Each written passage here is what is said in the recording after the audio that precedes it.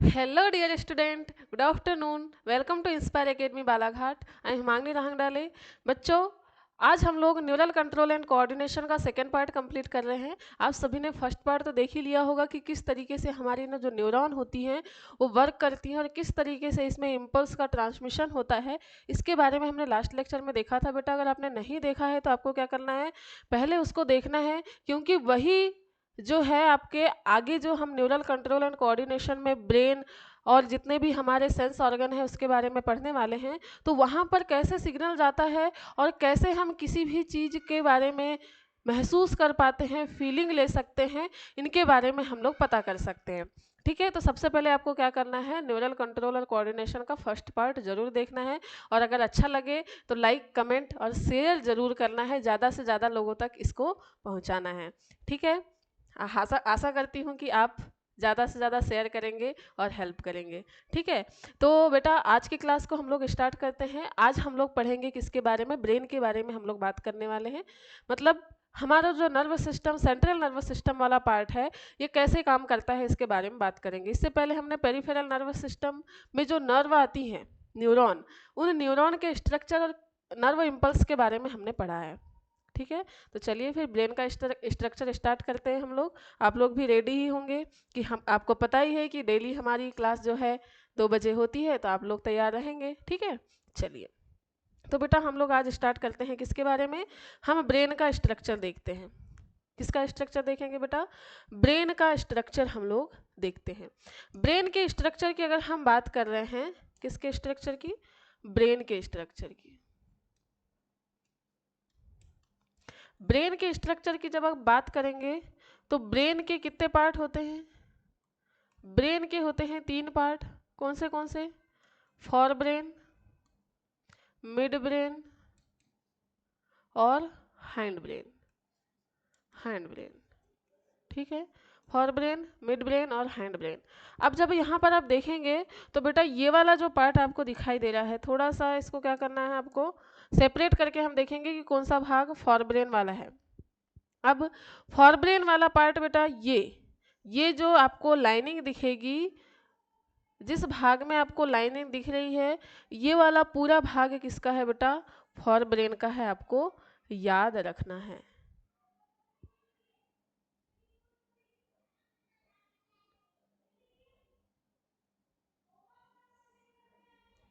ठीक है, तो ये आपका जो पार्ट है, ये फॉरब्रेन वाला पार्ट है. फॉरब्रेन वाले पार्ट में क्या क्या चीज़ें आ रही हैं, तो आपको याद रखना है, ये वाला जो पार्ट है, ये जो आपको कलरफुल पार्ट दिखाई दे रहा है ना, ये चारों तरफ ये जो पार्ट दिखाई दे रहा है बेटा, ये है सेरेब्रम. क्या है, सेरेब्रम है. सेरेब्रम है लार्जेस्ट पार्ट. सेरेब्रम के नीचे जब आप देखेंगे तो ये जो है सेरेब्रम को ज्वाइंट करने वाला पार्ट है. सेरेब्रम को थैलेमस और हाइपोथैलेमस से अलग करने वाला पार्ट है, जिसका नाम है क्या, कार्पस कैलोसम. क्या है बेटा, कार्पस कार्पस कैलोसम. सबसे पहले ऊपर की तरफ क्या है, ऊपर की तरफ में हमारा सेरेब्रम. सेरेब्रम के चारों तरफ में हमने देखा था 3 लेयर वाली स्किन पाई जाती है, 3 लेयर पाई जाती हैं, जिसका नाम क्या है, क्या नाम है, मेनिंजिस जिसको कहा जाता है. मेनिंजिस, मेनिंजिस की 3 लेयर आपके को याद रखना है. ठीक है, कार्पस कैलोसम के नीचे बात करेंगे बेटा, तो ये वाला जो पार्ट है आपको दिखाई दे रहा है, ये जो बड़ा वाला पार्ट है, ये बड़ा वाला पार्ट क्या है, थैलेमस. ये बड़ा वाला पार्ट क्या है, ये थैलेमस वाला पार्ट है. क्या है बेटा, थैलेमस है. बड़ा वाला पार्ट क्या कहलाता है, थैलेमस कहलाता है. थैलेमस के जब नीचे आएंगे आप, तो ये वाला जो पार्ट है, ये वाला पार्ट क्या कहलाता है, हाइपोथैलेमस है. ये पार्ट्स आपने पढ़ लिए हैं कि कौन से ब्रेन के अंतर्गत कितने पार्ट आते हैं, तो ये कौन सा पार्ट है, हाइपोथैलेमस है. अब आप देखेंगे हाइपोथैलेमस के नीचे ये बाइलोब्ड एक ऑर्गन है, जिसको बोला जाता है बेटा पिट्यूटरी ग्लैंड. हिंदी में इसको बोला जाता है पीयूष ग्रंथि. क्या कहा जाता है, पीयूष ग्रंथि कहा जाता है.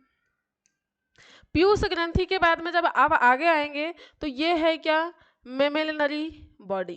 ठीक है, जो आपका क्या करता है, मिल्क प्रोडक्शन में हेल्प करेगा. इसके बाद में है आपका क्या, पोन्स. मेडुला ओब्लांगेटा और सेरेबेलम, ये हाइंड ब्रेन वाले पार्ट हैं। क्या है? हाइंड ब्रेन वाले पार्ट हैं। और यहाँ पर कहीं पर होगा आपका क्या? Mid brain. यहाँ पर क्या होगा बेटा? ये वाला पार्ट कहलाएगा आपका क्या? Mid brain. क्या कहलाएगा? मिड ब्रेन कहलाएगा। और मिड ब्रेन के साइड में आपको एक छोटा सा ये बॉल के आकार की यहाँ पर संरचना दिखाई देगी। इस बॉल के आकार की संरचना को बोला जाता है पीनियल ग्लैंड, पीनियल ग्लैंड या पीनियल ग्रंथि। ठीक है, तो ये इसके ऑर्गन कहाँ कहाँ पर कौन से ऑर्गन होते हैं याद रखना था। तो हम अगर फॉर ब्रेन की बात करेंगे तो फॉर ब्रेन में हमको क्या क्या पढ़ना है बेटा? सेरेब्रम पढ़ना है, सेरेब्रम। दूसरा पढ़ना है आपको क्या? Thalamus, thalamus. तीसरा है हाइपोथैलेमस, हाइपोथैलेमस। मिड ब्रेन का कोई पार्ट नहीं है। हाइंड ब्रेन में 3 पार्ट पढ़ना है आपको, पोन्स। दूसरा है आपका क्या? Medulla oblongata.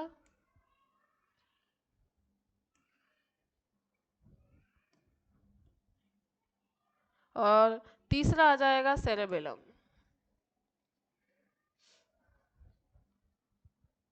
ठीक है, तो ये इनके सभी के फंक्शन के बारे में हम लोग पढ़ने वाले हैं और इनके स्ट्रक्चर। ये जब देखेंगे बेटा तो सबसे बड़ा पार्ट तो क्या हो गया? सेरेब्रम हो गया, जो ये है। और सेकेंड जो पार्ट है वो है सेरेबेलम, जो एक पेड़ की शाखा के जैसे आपको दिखाई दे रहा है। ऐसा लग रहा है एक पेड़ है, पेड़ की शाखा निकली हुई, इसमें बहुत सारी क्या है? पत्तियां हैं। ये वाला जो पार्ट आपको दिखाई दे रहा है इसी को बोला जाता है क्या? सेरेबेलम। तो सेरेबेलम ही क्या है? हमारा छोटा दिमाग है।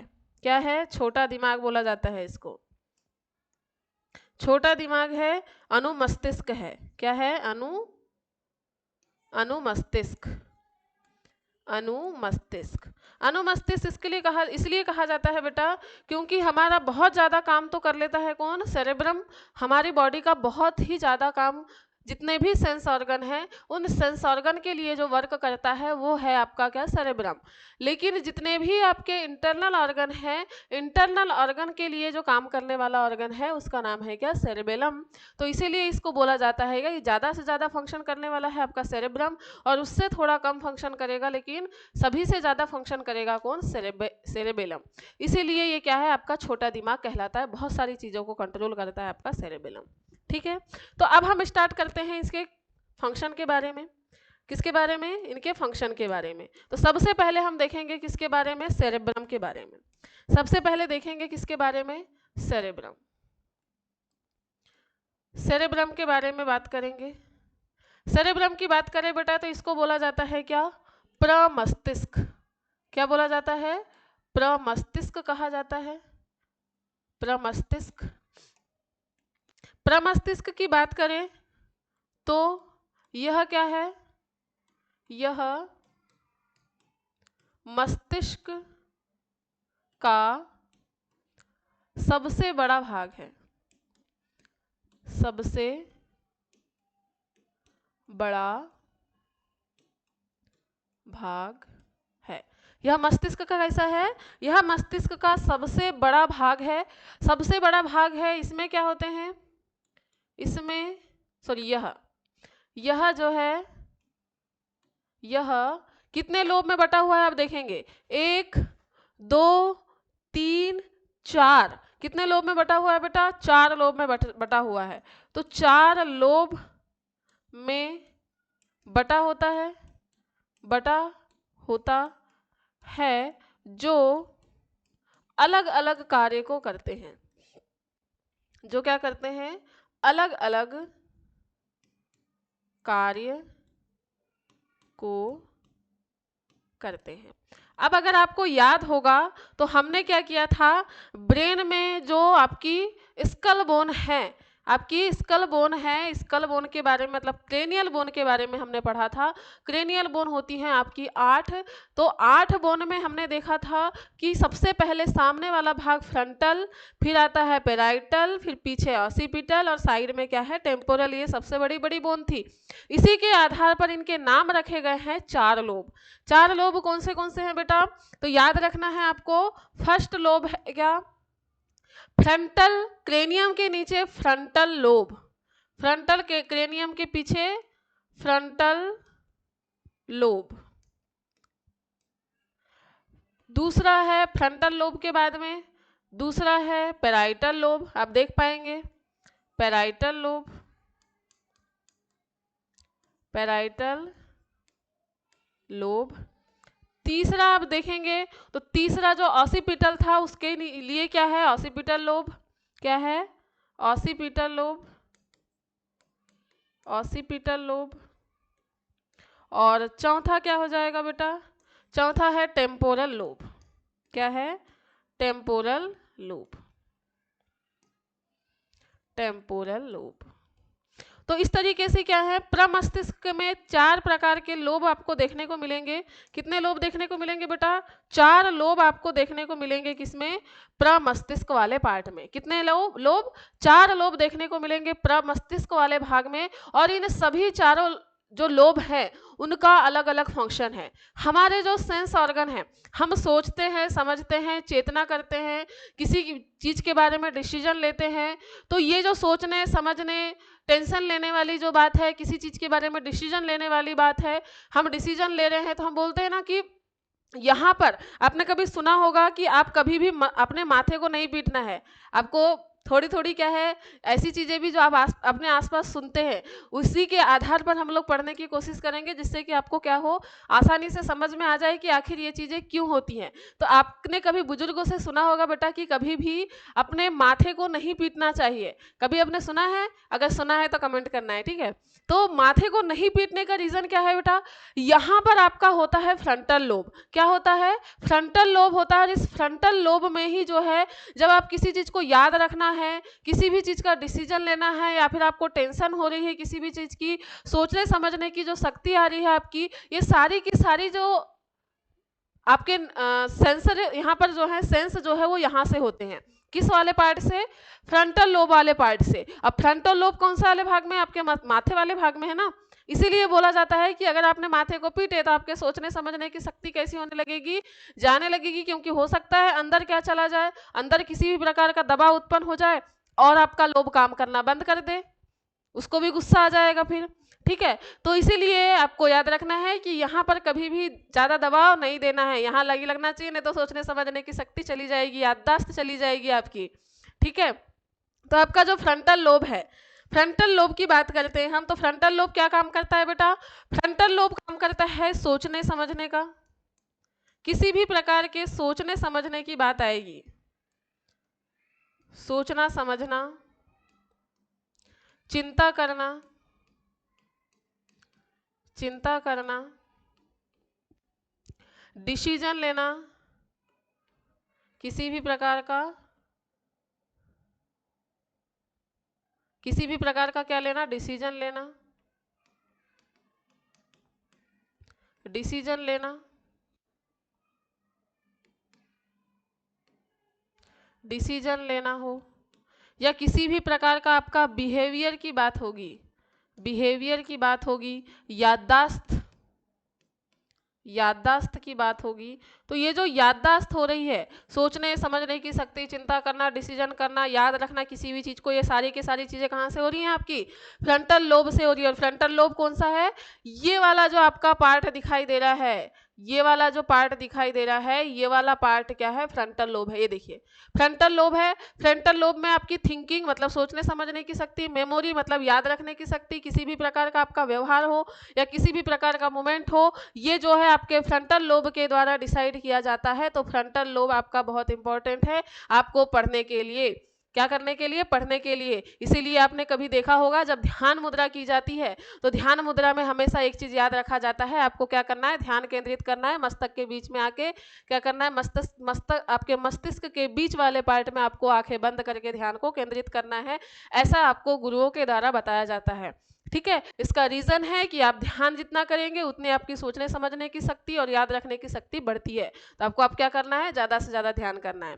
अब बात करते हैं बेटा किसकी, पैराइटल लोब की। किसकी बात करेंगे, पैराइटल लोब की। अब ये इसकी यहाँ से जस्ट थोड़ा सा पीछे में जाएंगे तो ये वाला भाग क्या है बेटा, पैराइटल लोब है। पैराइटल लोब में अगर हम बात करें तो ये पैराइटल लोब हम बोल रहे हैं हम बोल रहे हैं उस समय में हमारे माउथ की मसल्स काम कर रही हैं, हमारी जो टंग है उसमें मूवमेंट हो रहा है। तो हमारे बोलने के लिए जो चीज़ें काम कर रही है, जो सेंस काम कर रहे हैं, जो सेंस आ रहा है, जो सेंस जा रहा है, एनालिसिस कर रहा है, ये सारी चीज़ें जो है ब्रेन के कौन से वाले पार्ट से, पैराइटल लोब वाले पार्ट से क्या होता है, एनालिसिस होता है। मतलब अगर हम मुंह की बात करेंगे, हम कुछ बोलना चाह रहे हैं तो क्या बोलना है, कब बोलना है, ये चीजें जो है हमारा ब्रेन का पैराइटल लोब डिसाइड करता है, और कोई कैसा मूवमेंट होने वाला है ये पैराइटल लोब डिसाइड करता है। तो पैराइटल लोब का काम क्या है बेटा, पैराइटल लोब का काम है क्या, लैंग्वेज, किसी भी प्रकार का बात करना।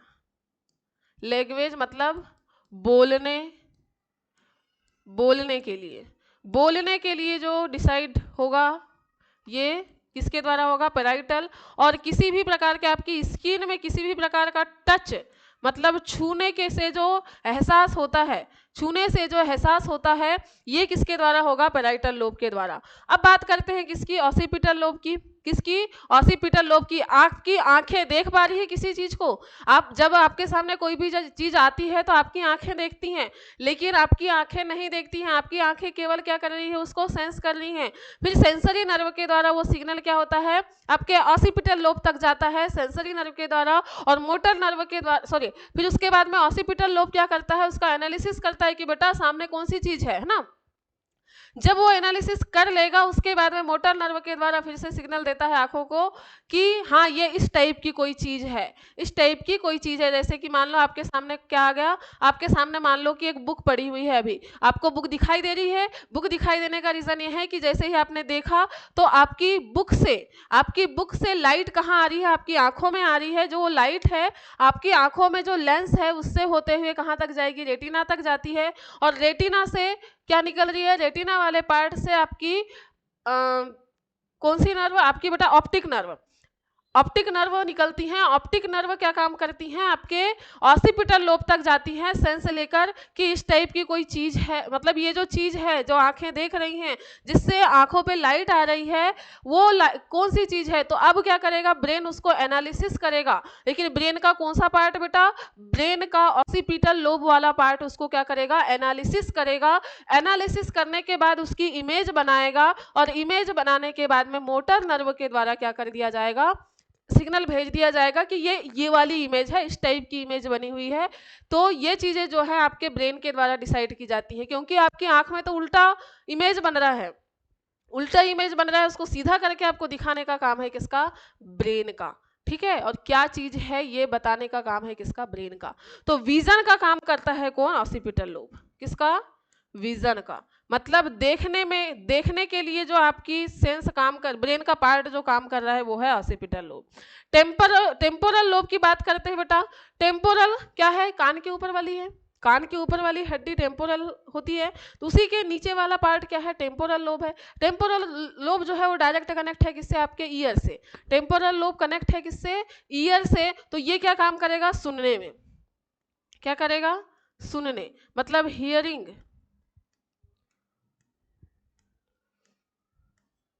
सुनने में, समझने और किसी भी प्रकार की चीजों को फील करने में कौन सा लोब काम करेगा, टेम्पोरल लोब काम करेगा। क्या काम करेगा, टेम्पोरल लोब काम करेगा। ठीक है, तो ये सभी जो है लोब अपने अपने काम को करते हैं, पर्टिकुलर इनके सबके अपने अपने काम हैं।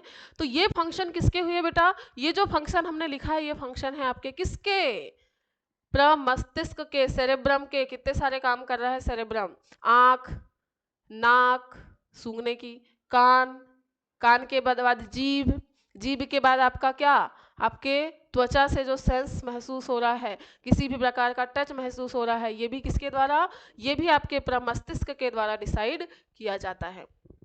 ठीक है, अब हमने बोला है कि यहाँ पर क्या होती हैं, नर्व होती हैं। क्या होती हैं बेटा, यहाँ होती हैं नर्व। 3 प्रकार की नर्व होती हैं जिसके कारण ये लोब अपना काम करते हैं। कितने प्रकार की लोब होती हैं, 3 प्रकार की नर्व होती हैं।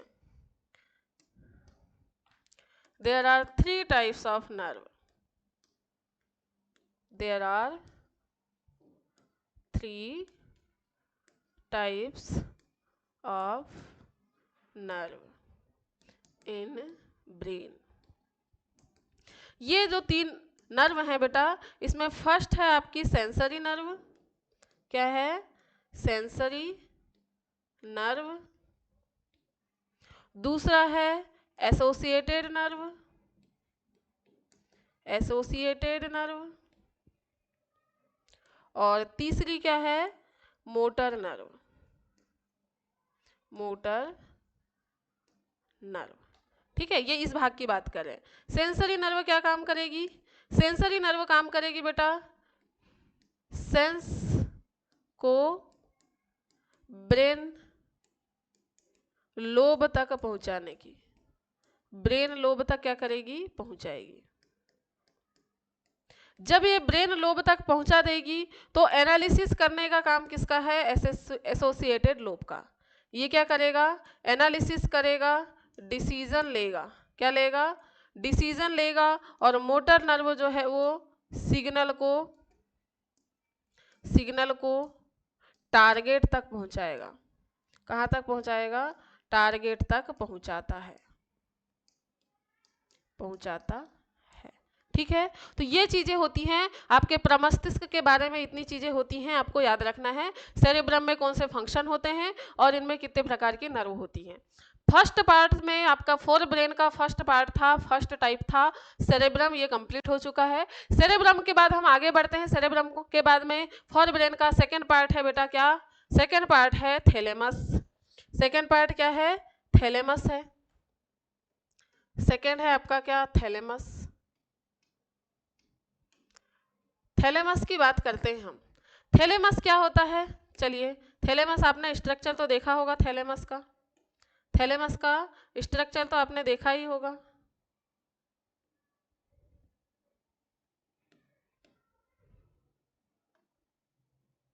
चलिए, थैलेमस की बात कर रहे हैं हम।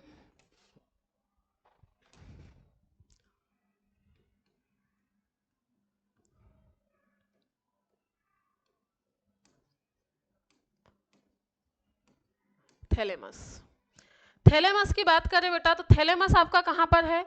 ये वाला जो पार्ट आपको दिखाई दे रहा है ये क्या है? थैलेमस। क्या है? थैलेमस है। और इसके नीचे वाला पार्ट क्या है? हाइपोथैलेमस। हाइपोथैलेमस से लगा हुआ है क्या? Pituitary gland. क्या है? Pituitary gland. तो हमको पढ़ना है, ये फॉर ब्रेन के पार्ट है, तो फॉर ब्रेन में हमको पढ़ना है थैलेमस के लिए। तो थैलेमस क्या है बेटा? थैलेमस आपके अग्र मस्तिष्क और पश्च मस्तिष्क का ज्वाइंट पार्ट है। फॉर ब्रेन, सॉरी, ये क्या काम करता है? ये किसी भी प्रकार के मोटर नर्व और सेंसरी नर्व का ज्वाइंट होता है। क्या होता है? Motor nerve and sensory nerve का क्या होता है? जोड़ होता है। Motor nerve and sensory nerve का क्या होता है? जोड़ होता है। यह motor signal and sensory signal का कॉन्टैक्ट साइट है, कनेक्टिंग साइट है। ठीक है, ये क्या करता है? इन प्रमस्तिष्क में जितने भी सिग्नल जा रहे हैं, प्रमस्तिष्क में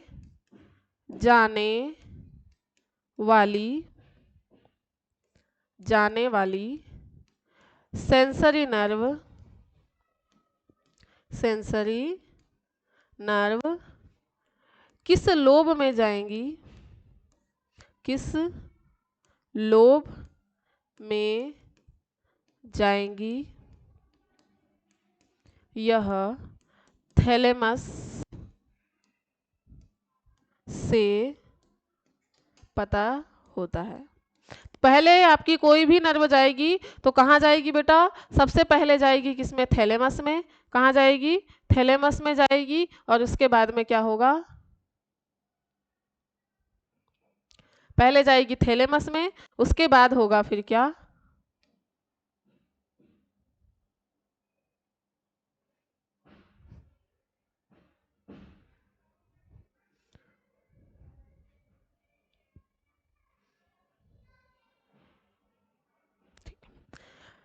अब थैलेमस में गई, थैलेमस का केवल इतना काम है कि ये ज्वाइंट करने का काम करता है। इसके बाद में आते हैं हम किस पर, हाइपोथैलेमस पर। किसके ऊपर आते हैं, हाइपोथैलेमस पर। हाइपोथैलेमस, हाइपोथैलेमस की बात कर रहे हैं बेटा, तो इसका काम क्या है। हाइपोथैलेमस की बात करें तो यह भूख प्यास का केंद्र है।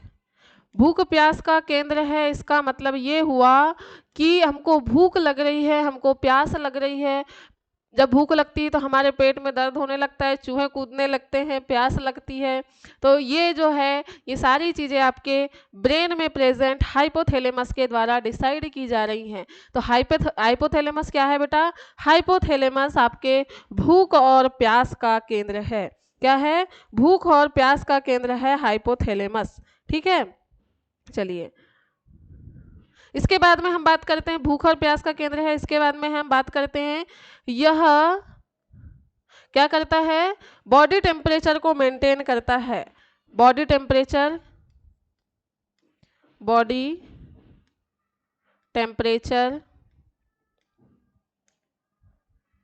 का रेगुलेशन करता है। हमारी बॉडी का टेम्परेचर जो है बढ़ रहा है, कम हो रहा है, तो इसका रीज़न क्या है, क्योंकि हाइपोथैलेमस इसको कंट्रोल करने का काम कर रहा है। इसके बाद में याद रखना है कि यह क्या काम करता है बेटा, यह काम करता है क्या, किसी भी प्रकार का डर हो, मतलब फियर हो, क्या हो, किसी भी प्रकार का क्या हो, डर हो, पेन हो, प्रेशर किसी भी प्रकार का, प्रेशर किसी भी प्रकार का क्या हो, प्रेशर हो, या फिर क्या हो, मोटिवेशन। हम मोटिवेट हो जाते हैं ना बहुत जल्दी, तो ये जो मोटिवेशन का केंद्र है, ये भी मोटिवेशन करने का काम भी कौन करता है, आपका हाइपोथैलेमस करता है।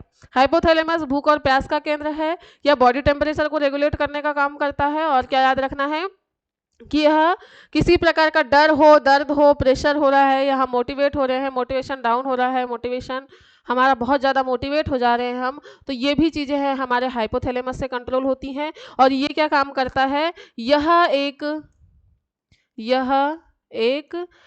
ग्लैंड मतलब ग्रंथि के रूप में भी काम करता है। किसके रूप में, यह एक ग्रंथि के रूप में भी कार्य करता है,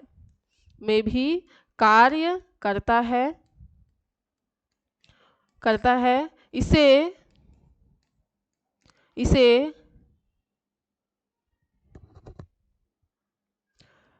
मास्टर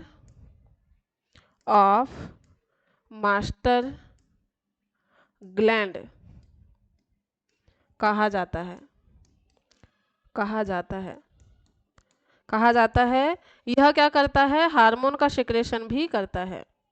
यह हार्मोन का सिक्रेशन भी करता है। यह हार्मोन का सिक्रेशन भी करता है। तो ये हाइपोथैलेमस के बारे में आपको बातें याद रखनी है। हाइपोथैलेमस के बाद हम पहुंचते हैं बेटा किसकी तरफ, हाइपोथैलेमस के बाद पहुंचते हैं हम लोग मिड ब्रेन की तरफ। किसकी तरफ पहुंचते हैं हम, मिड ब्रेन की तरफ पहुंचते हैं। मिड ब्रेन का क्या काम है, मिड ब्रेन की बात करते हैं। मिड ब्रेन क्या है, एक ज्वाइंट है। क्या है, मिड ब्रेन क्या है बेटा, mid brain joint of for brain and hind brain, joint of for brain and hind brain क्या है, मिड ब्रेन है। यह क्या काम करता है बेटा, यह जैसे मान लो हमारी आंखों में जो रोशनी पड़ रही है, आंखें जब देख रही हैं किसी चीज को, ये कारण है, किसके कारण देख पा रही है, ऑसिपिटल लोब के द्वारा। लेकिन जब हमारी आंखों पर अचानक से जब रोशनी पड़ती है तो हमारी आंखें चौंधियाने लगती हैं, हमको कुछ अजीब सा दिखाई देने लगता है आगे।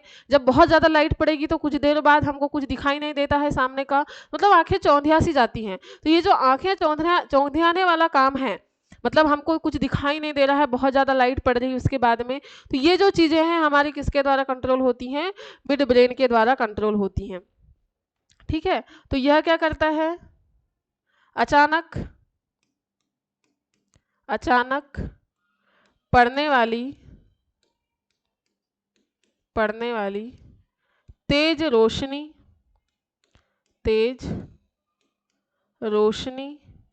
एंड साउंड, मतलब आवाज का केंद्र है। मतलब जब ये किसी भी प्रकार का तेज रोशनी या किसी प्रकार की तेज आवाज पड़ेगी हमारे कानों में, तो उस समय में हमारे जो ब्रेन को, हमारी बॉडी को कंट्रोल करने का काम, मेंटेन करने का काम होता है किसका, मिड ब्रेन का काम होता है। तो इसलिए तो आप जब बहुत ज़्यादा साउंड सुनते हैं तो डर जाते हैं ना, बॉडी मेंटेन करने के लिए डर रहे हैं, आपको डर लग रहा है, बॉडी मेंटेन करने के लिए डर लग रहा है, तो उस समय में जो डर उत्पन्न हो रहा है वो मिड ब्रेन की वजह से होता है। ठीक है, चलिए अब बढ़ते हैं हमारे हाइंड ब्रेन की तरफ। हम बढ़ते हैं हाइंड ब्रेन की तरफ। हाइंड ब्रेन की बात करेंगे हम, इसकी हाइंड ब्रेन की बात करेंगे। हाइंड ब्रेन में हम बात करेंगे किसकी, इसके पार्ट कितने हैं बेटा, 3 पार्ट हैं। कितने पार्ट्स हैं, 3 पार्ट्स हैं। 3 पार्ट्स, कौन से 3 पार्ट्स हैं बेटा, तो सबसे पहले है क्या, पोन्स, सबसे पहला है पोन्स, दूसरा क्या है, मेडुला, क्या है दूसरा, मेडुला ओब्लोंगेटा, मेडुला ओब्लोंगेटा,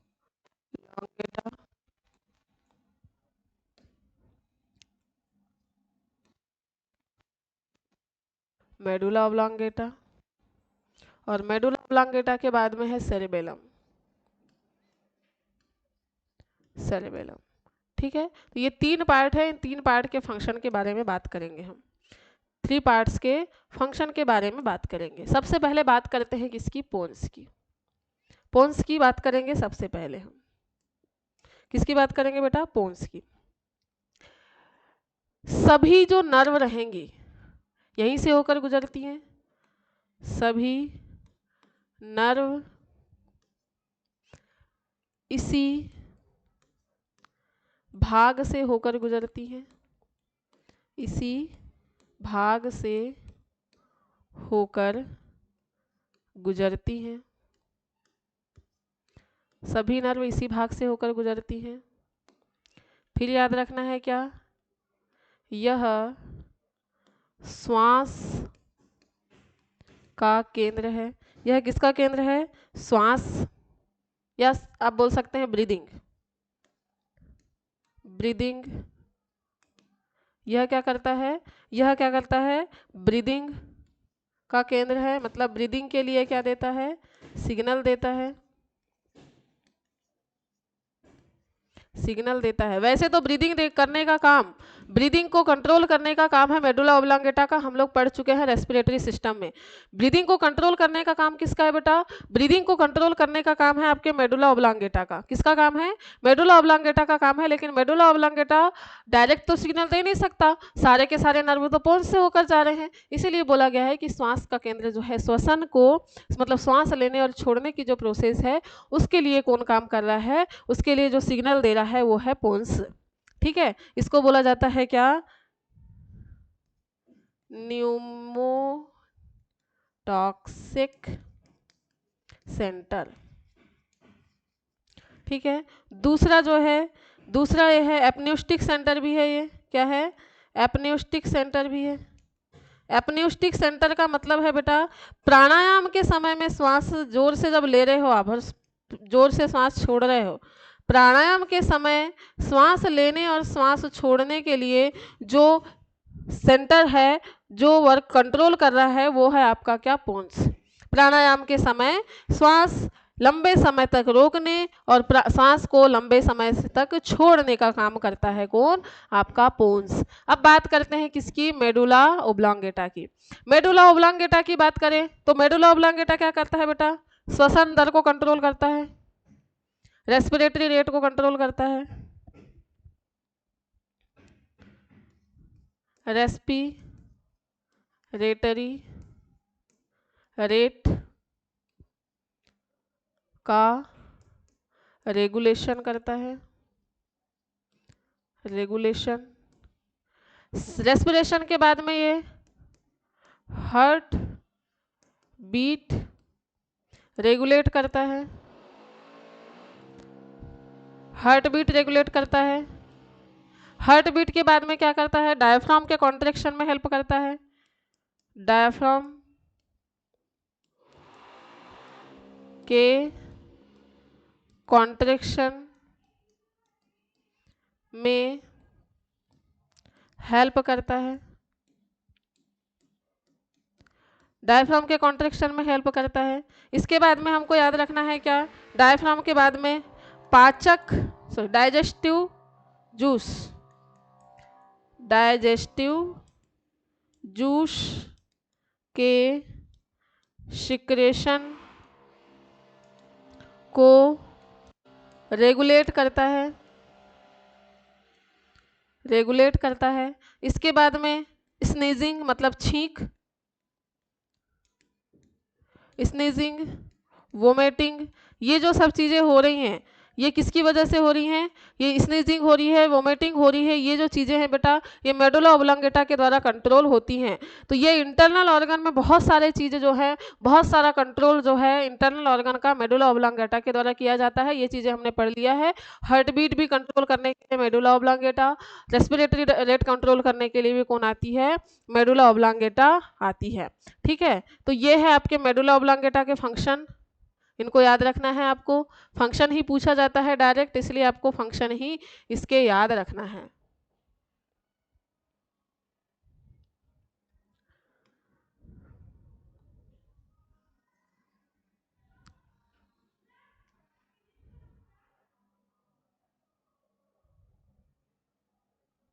ठीक है, अब इसके बाद में हम देखते हैं क्या, इसके बाद में हम देखते हैं किसके बारे में, सेरेबेलम के बारे में। किसके बारे में हम बात करते हैं, किसके बारे में, सेरेबेलम के बारे में बात करते हैं।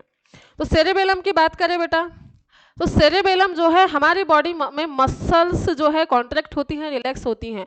हमारी बॉडी किस साइड कैसे झुकना है, हमारा जो टोन और पोस्चर को मेंटेन करना है, किस टाइप से हमको सीधे रहना है, क्या ऐसे रहना है, हमारी बॉडी ऐसे रहेगी या ऐसे रहेगी, स्ट्रेट रहेगी या ऐसी रहेगी। तो ये चीज़ें जो हो रही हैं जिससे मसल्स कॉन्ट्रैक्शन और रिलैक्सेशन हो रहा है, ये चीज़ें जो हैं किसके द्वारा, सेरेबेलम के द्वारा कंट्रोल की जाती हैं। तो ये क्या करता है, टोन और posture, tone and posture maintain करता है, टोन एंड पोस्चर मेंटेन करता है।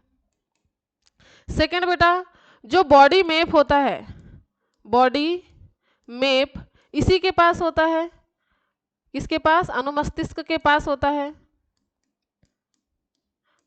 बॉडी मैप किसके पास होता है, अनुमस्तिष्क के पास में होता है क्या आपका बॉडी मैप, जिसके कारण क्या करता है, बॉडी मैप होता है जिसके कारण क्या होता है, ये किसी भी पार्ट के बारे में इंस्ट्रक्शन दे सकता है, किसी भी पार्ट के बारे में क्या कर सकता है, इंस्ट्रक्शन दे सकता है। सेकंड क्या है, बॉडी को क्या करने के लिए, बैलेंस करने का काम करता है, बैलेंस करने का काम करता है। जब आप क्या करते हैं, योग करते हैं, तो योग करने के लिए क्या किया जाता है, जब आप योग करते हैं तो बॉडी एक मेंटेन पार्ट में रहनी चाहिए, एक मेंटेनेंस रहना चाहिए जब योग करते हैं तब बॉडी में, नहीं तो आप गिर जाएंगे ना, कभी भी गिर सकते हैं। कोई भी योगासन कर रहे हैं आप तो उसको कंट्रोल करने के लिए जो सिग्नल दे रहा है बॉडी को, की मसल्स को सिग्नल दे रहा है, वो है आपका सेरेबेलम। क्या है, सेरेबेलम। तो ये देखेंगे, ये वाला पार्ट है पोन्स, ये है मेडुला ऑब्लोंगेटा, और फिर क्या है, ये अनुमस्तिष्क है, सेरेबेलम। पूरी बॉडी का बॉडी मैप जो होता है वो अनुमस्तिष्क के पास होता है। जब हमारी यहाँ से क्या हो रही है, एक वर्टिब्रल कॉलम गुजर रहा है, वर्टिब्रल कॉलम के अंदर है बेटा स्पाइनल कॉर्ड। स्पाइनल कॉर्ड आपके नर्वस सिस्टम का पार्ट है। सबसे पहले हमारी पूरी बॉडी से हमारी पूरी बॉडी से पेरिफेरल नर्वस सिस्टम जितना भी है, ये पूरी बॉडी से सिग्नल कहाँ पर देता है, सबसे पहले देगा स्पाइनल कॉर्ड को, और स्पाइनल कॉर्ड से ही जो सिग्नल है सर्कुलेट होते हैं पूरी बॉडी में। तो स्पाइनल कॉर्ड ही क्या करती है, अब स्पाइनल कॉर्ड तो हमारे यहाँ से होकर गुजर रही है, तो सबसे पहले उसको मिल जाता है कौन, मेडुला ऑब्लोंगेटा पोन्स मिल जाता है। तो यहाँ पर बेटा सबसे पहले डिसीजन कौन लेगा कि सिग्नल को आगे बढ़ाना है, यहीं पर हम इसको अपना काम कर सकते हैं, ऐसा है ना कि अगर हमसे काम बन जा रहा है तो क्यों जाएंगे आगे की तरफ, यही होता है ना। तो यहाँ पर सबसे पहले, क्योंकि बॉडी में किसके पास है, अनुमस्तिष्क के पास में, तो अनुमस्तिष्क सबसे पहले अपने नर्व के द्वारा सिग्नल लेता है कि ये जो है किस भाग के द्वारा इस काम को किया जाएगा, जो सिग्नल आ रहा है ये सबसे पहले किसके पास जाना चाहिए।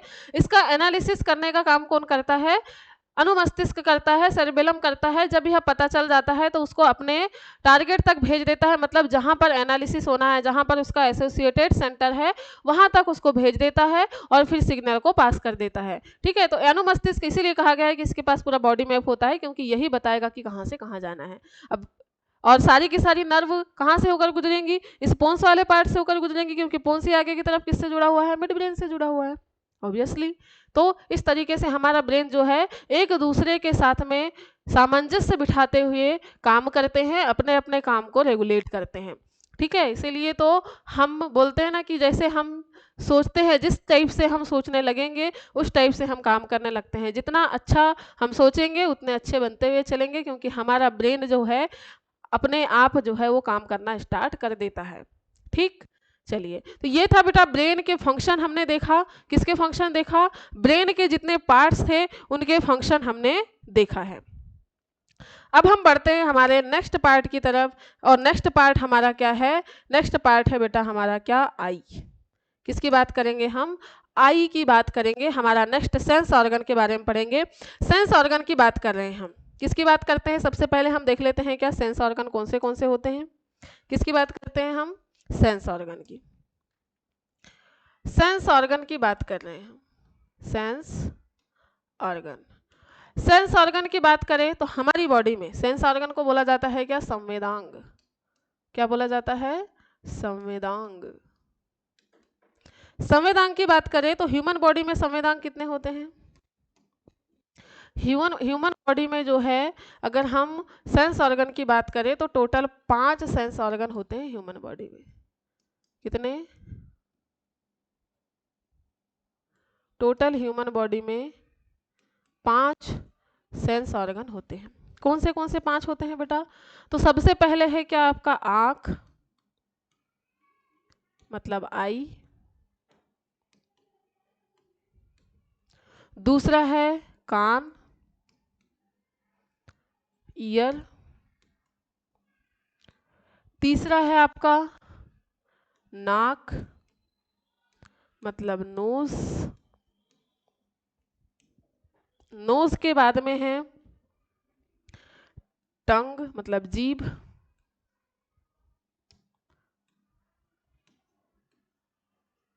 जीभ, टंग, और उसके बाद में है त्वचा, मतलब स्किन। त्वचा, स्किन।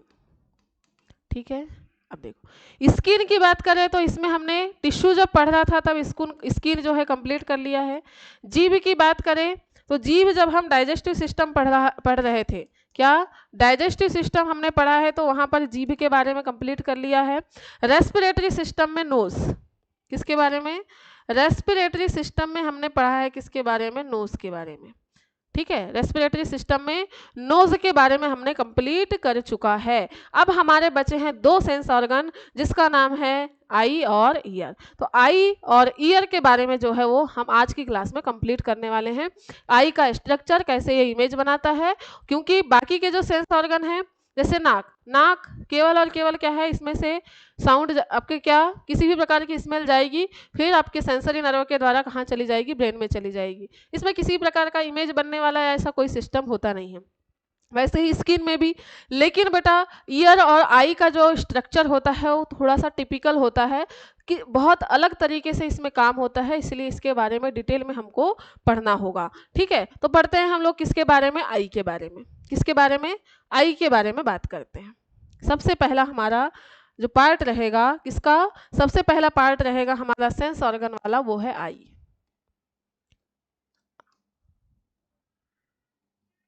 आई, आंख। आई या आंख की बात कर रहे हैं। चलिए, आई या आंख की बात करें तो सबसे पहली चीज, जो जो चीजें पता होनी चाहिए उसके बारे में बात कर लेते हैं। आई स्कल के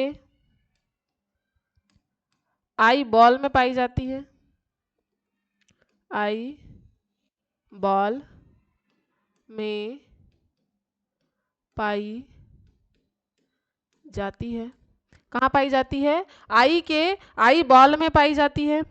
और आई बॉल की बात करें इसके बाद में सेकंड इसमें क्या याद रखना है, आई के 3 पार्ट्स होते हैं। मुख्य रूप से कितने पार्ट होते हैं बेटा, 3 पार्ट्स होते हैं। फर्स्ट पार्ट है कॉर्निया, कॉर्निया। सेकंड है आपका रेटिना, और तीसरा है आपका कोरोकॉइड। क्या है, कोरोकॉइड। तो ये मुख्य 3 पार्ट होते हैं आपके किसके, आई के। अब इनकी स्ट्रक्चर के बारे में सबसे पहले देखेंगे कि इसके स्ट्रक्चर में क्या क्या चीजें होती हैं। तो इससे पहले कि हम स्ट्रक्चर देखें, थोड़ा रिलैक्स हो जाते हैं, इसको पानी।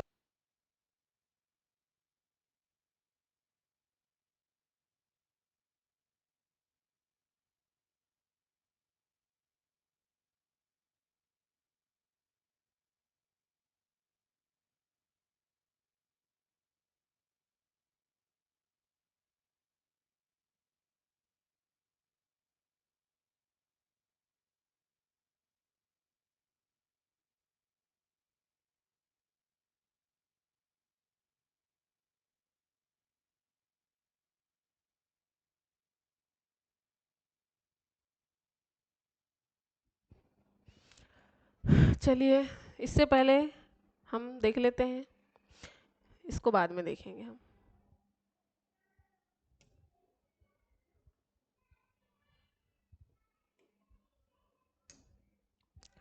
इसका स्ट्रक्चर हम थोड़ा बाद में समझेंगे।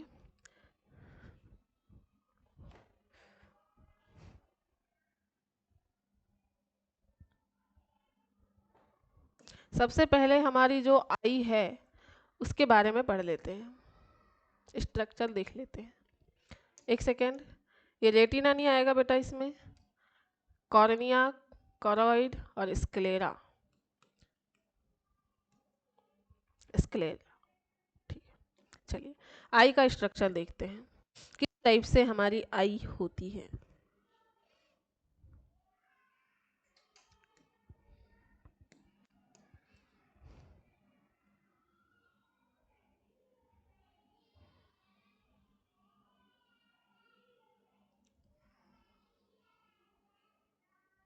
ठीक है, कुछ इस तरीके से हमारी आई होती है।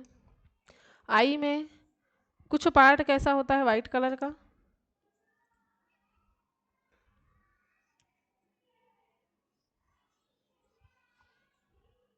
आई को अच्छे से समझिएगा, हमारी आँख का स्ट्रक्चर कैसा होता है और इसमें कौन से ऑर्गन होते हैं। आई के स्ट्रक्चर के बारे में हम लोग पूरा डिटेल में बात करने वाले हैं, कैसे इसमें किसी भी प्रकार की इमेज जो है वो बनती है और क्यों हमारी आई में अलग अलग प्रकार के डिसीज होते हैं।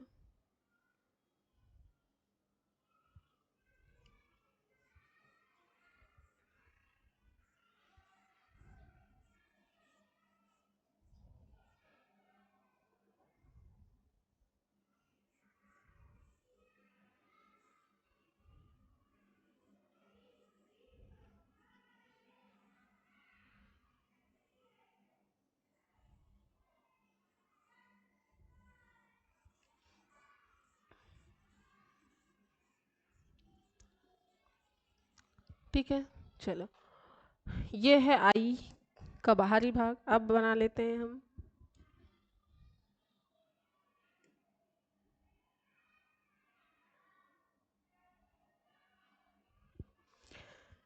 थोड़ी सी आंखें नीली नीली, ये है नीली आंखों वाली एक लड़की, सुंदर सी आई है, नीली नीली सी। दिख रही है? नहीं दिख पा रही है आपको?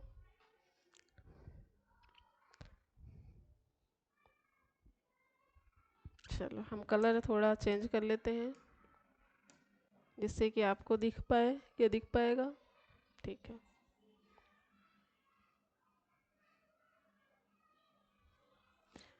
ये होता है आपका नीला वाला पार्ट। वैसे तो ब्लैक होता है, लेकिन हम नीली आंखों वाली लड़की की आंख बना रहे हैं। नीली आंखों वाली लड़की की आंख बना रहे हैं।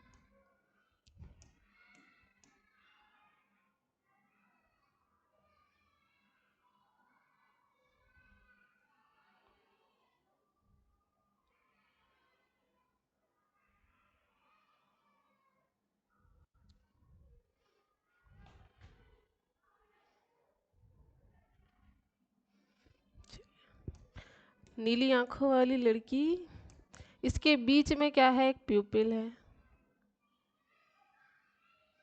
ठीक है, इस टाइप की संरचना है आंख की। आंख की बात करें तो इसमें कौन से ऑर्गन हैं देखेंगे आप। ये वाला भाग जो है ये कहलाता है बेटा क्या? स्क्लेरा। क्या कहलाता है? स्क्लेरा। स्क्लेरा, या इसी को बोला जाता है श्वेत पटल। श्वेत पटल। उसके बाद में इसके ऊपर एक पतली सी कवरिंग होती है। आपका जो नीला वाला पार्ट दिखाई दे रहा है, इसके ऊपर जो है पतली सी कवरिंग होती है, उसको बोला जाता है क्या? कॉर्निया। कॉर्निया, पतली लेयर, कॉर्निया कहलाती है। कॉर्निया के बाद में ये जो नीले कलर वाला भाग दिखाई दे रहा है, ये है बेटा आइरिस। क्या है? आइरिस है। और ये जो ब्लैक स्पॉट दिखाई दे रहा है, ये है क्या? प्यूपिल। क्या है? प्यूपिल है। इस तरीके की आंखें होती हैं आपकी आइरिस। आइरिस के अंदर आप जब एक दूसरे की आंखों में गौर से देखोगे तो बीच में एक ब्लैक स्पॉट दिखाई देता है, जिसको बोला जाता है क्या? प्यूपिल। वो प्यूपिल इसलिए दिखाई देता है क्योंकि वो है खोखला भाग, वहाँ कुछ भी नहीं है। उसके थोड़े से अंदर में है लेंस, जिसके कारण क्या होता है? उस लेंस की उपस्थिति के कारण वो क्या है? काला सा दिखाई देता है आपको। ठीक है, तो प्यूपिल से ही क्या? अब देखो क्या होगा। जब किसी भी प्रकार की लाइट इसके ऊपर पड़ेगी, जब किसी भी प्रकार की लाइट का पुंज जो है इसके ऊपर जब पड़ेगा, तो क्या होगा? कहाँ पर आएगा? इसके कॉर्निया पे पड़ेगा। सबसे पहले क्या पड़ेगा? कॉर्निया पे। आपका जो ब्लैक स्पॉट है, उस ब्लैक मतलब जो आपकी आंखों का ब्लैक वाला बड़ा वाला पार्ट दिखाई दे रहा है, उसके ऊपर कवरिंग है किसकी? कॉर्निया की एक पतली सी परत है। कॉर्निया क्या करता है बेटा? जो भी लाइट हमारी आंखों पर पड़ रही है, उसको क्या करता है? उसको क्या करने का काम करता है? अपवर्तन करने का काम करता है। क्या करता है? अपवर्तन करने का काम करता है, जिससे कि क्या हो सके? लाइट जो है वो कहाँ इंटर कर सके? आपके प्यूपिल में इंटर कर सके और लेंस से पास हो सके। ठीक है, कहाँ से पास हो सके? लेंस से पास हो सके। ठीक है, तो अपवर्तन करने का काम करता है। तो इस तरीके की ये हमारी आई की संरचना होती है। बाहर से कुछ इस तरीके की दिखाई देती है। बाहर से कुछ इस तरीके की दिखाई देती है।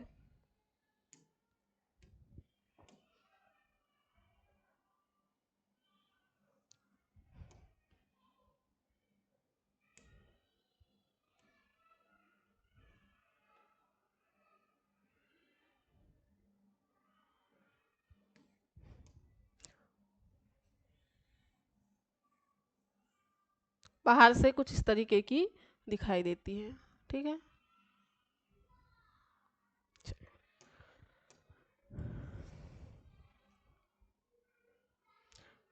अब हम बात करते हैं इसका इंटरनल स्ट्रक्चर कैसा होता है। अब हम बात करेंगे किसकी? इसके इंटरनल स्ट्रक्चर की, कि इंटरनल स्ट्रक्चर में कौन से ऑर्गन होते हैं, ये देखेंगे आप।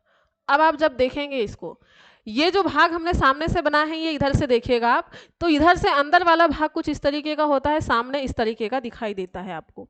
सामने इस तरीके का दिखाई देगा आपको। अब सामने से हम लोग देखेंगे इसको। तो सबसे पहले हमने क्या देखा, जो व्हाइट कलर का पार्ट दिखाई दे रहा है, क्या व्हाइट कलर का जो पार्ट दिखाई दे रहा है उसको बोला गया है क्या, स्क्लेरा। व्हाइट कलर का जो पार्ट दिखाई दे रहा है उसको बोला गया है क्या, स्क्लेरा बोला गया है। स्क्लेरा के आगे जब जाएंगे तो ये वाला पार्ट एक कवरिंग है बेटा, इस कवरिंग को बोला जाता है क्या, कॉर्निया। एक पतली सी लेयर है, पतली लेयर जो क्या कर रही है, जो आइरिस को कवर करती है, आइरिस को क्या करती है, कवर करती है। इसके बाद में जब आगे की तरफ आप आएंगे तो ये वाला जो पार्ट है ये कहला रहा है क्या, आइरिस। ये वाला पार्ट क्या कहलाता है, ये वाला पार्ट कहला रहा है क्या, आइरिस वाला पार्ट है। आइरिस के बाद में यहाँ पर जो आपको ब्लैक कलर का भाग दिखाई दे रहा है ये है प्यूपिल। क्या है, प्यूपिल। जो ब्लैक कलर का पार्ट दिखाई दे रहा है, देख पा रहे होंगे आप, ब्लैक वाला पार्ट जो है वो है प्यूपिल का। इसके बाद में इसके प्यूपिल के जस्ट आगे की तरफ है लेंस। कौन सा लेंस है बेटा, ये लेंस है आपका कॉन्वेक्स लेंस। कौन सा लेंस है, कॉन्वेक्स लेंस। कॉन्वेक्स लेंस है, कॉन्वेक्स लेंस है यहाँ पर जो मसल्स का बना हुआ है। कॉन्वेक्स लेंस है जो किसका बना हुआ है बेटा, मसल्स का बना हुआ है।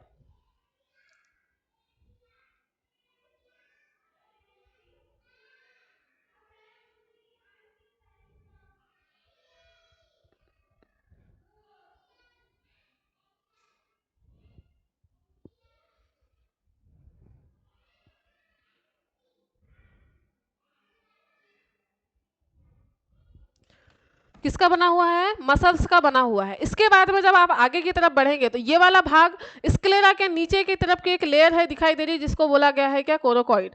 स्क्लेरा के नीचे एक लेयर है जिसको बोला गया है कोरोकॉइड, और इसी का पीछे वाला भाग कहलाता है रेटिना। कोरोकॉइड के पीछे वाला भाग कहलाता है क्या, रेटिना। कोरोकॉइड वाला पार्ट है बेटा, यहाँ से क्या गुजरती हैं, आपकी ब्लड वेसल्स गुजरती हैं। कहाँ, यहाँ क्या पाई जाती हैं, ब्लड वेसल्स होती है, यहाँ पर ब्लड सप्लाई होता है कोरोकॉइड वाले भाग से।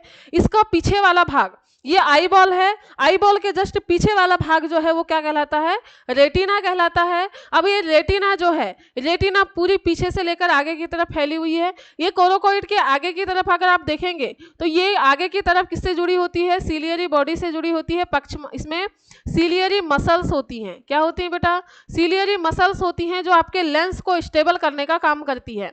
लेंस को स्टेबल करने का काम कौन कर रही है, आपकी सीलियरी मसल्स कर रही है। सीलियरी मसल्स लेंस को स्टेबल करेंगी अपने अनुसार।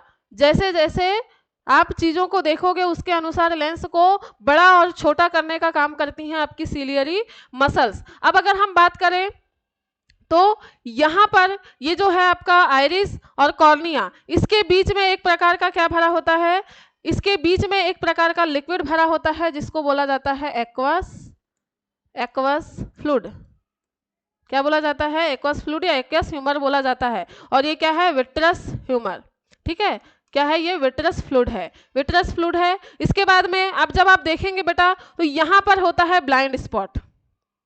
क्या होता है, यहाँ होता है ब्लाइंड स्पॉट, जहाँ पर किसी भी प्रकार की जो है लाइट नहीं पड़ती है। यहाँ से केवल और केवल क्या गुजरती हैं, यहाँ से गुजरती हैं ब्लड वेसल्स, यहाँ से गुजरती हैं ब्लड वेसल्स गुजरती हैं, जिसके कारण यहाँ पर किसी भी प्रकार का लाइट नहीं पड़ता है।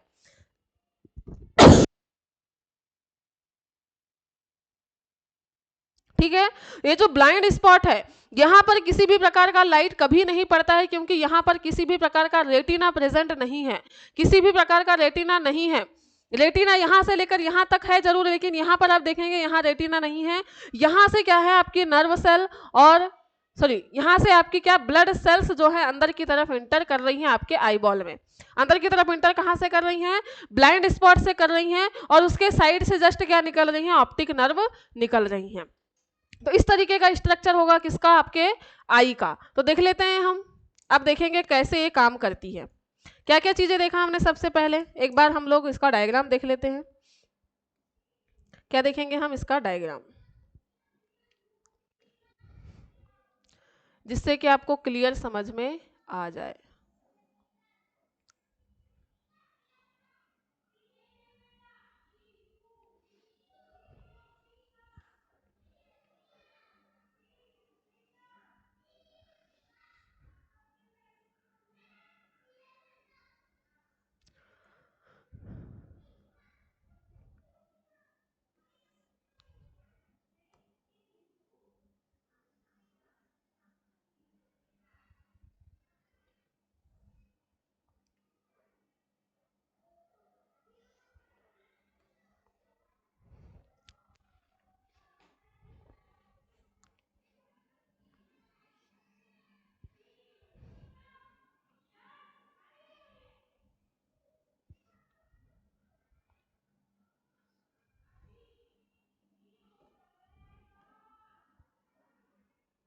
ये है आपकी आईबॉल।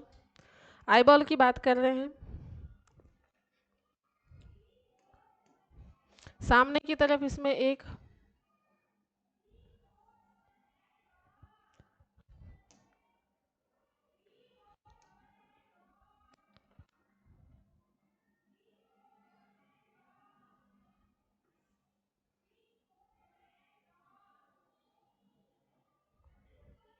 ये इस तरीके की एक संरचना दिखाई देगी।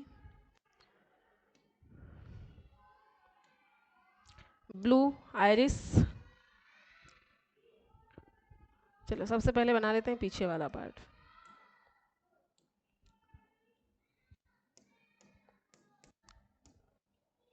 इसके नीचे क्या है? कोरोकॉइड है।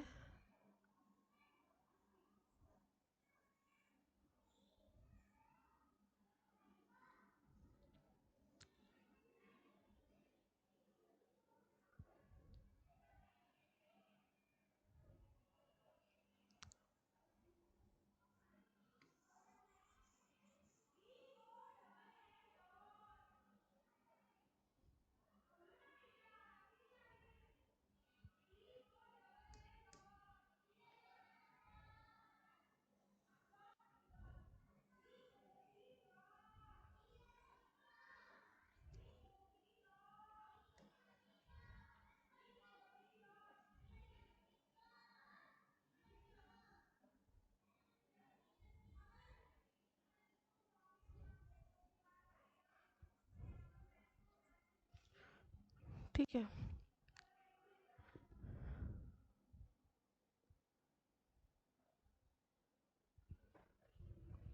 कलर चलिए दिखाई दे रहा है। इसके बाद में इसमें नीचे की तरफ होंगी आपकी सस्पेंसरी मसल्स।